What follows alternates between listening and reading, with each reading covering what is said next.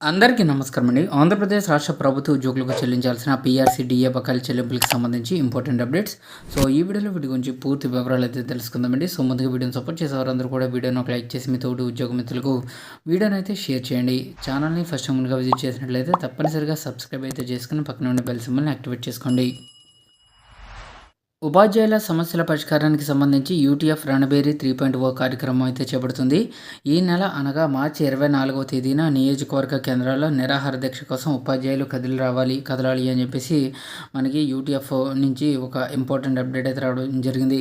ఉద్యమం రగలాలి, ప్రభుత్వానికి సెగ తగలాలి, జ్ఞానదీపం వెలిగించేటి చేతులు నేడు న్యాయం కోసం పిడికిలు బిగించాయంటున్నారు. అక్షర సేద్యం చేసే గుండెలు నేడు ఆక్రోశంతో సమరశంఖం పూరించాయి. బకాయిల కోసం బావురుమనే బతుకులు, చెమటోడ్చి చదువు చెప్పిన జీతాల కోసం ఎదురుచూపులేనంటున్నారు. ఇక పీఆర్సీ వాయిదాల పరంలో మా హక్కులు కాల రాస్తారంటున్నారు. యాక్చువల్గా 2023 జూలై 1 నుంచి అమలు కావాల్సిన 12వ పీఆర్సీకి సంబంధించి ఇప్పటి వరకు ఎటువంటి అప్డేట్ ప్రభుత్వం దగ్గర నుంచి రాలేదు.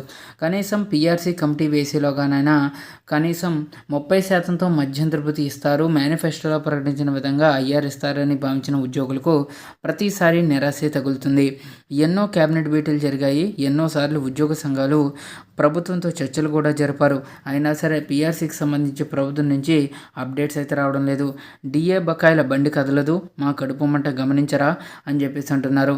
ఇక బోధనేతర పనుల బందీల్లో ఉంటున్నారు. పుస్తకం పట్టాల్సిన చేతులకు యాప్లుగా సంఖ్యలు వేస్తారా? బోధనను పక్కన పెట్టి డేటా ఎంట్రీల దాసోహం చేస్తారా? విద్యార్థుల భవిష్యత్తును కాగితాల లెక్కల్లో కలుపుతారా? ఉద్యమమే శరణ్యం, సిపిఎస్ రద్దుమాట ఏమైంది? మా వృద్ధాప్యానికి భరోసా ఎక్కడ అంటూ ప్రభుత్వ ఉద్యోగ పెన్షనర్లు ప్రభుత్వాన్ని అయితే అడుగుతున్నారు. వంచన వీడి వాగ్దానాలు నెరవేర్చే వరకు ఆగదు మా ఈ రణబేరి 3.0.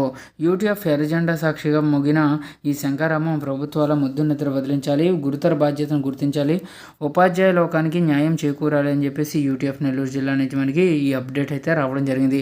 సో విధంగా ఈ మార్చి 24వ తేదీ నుంచి యూటీఎఫ్ రణబేరి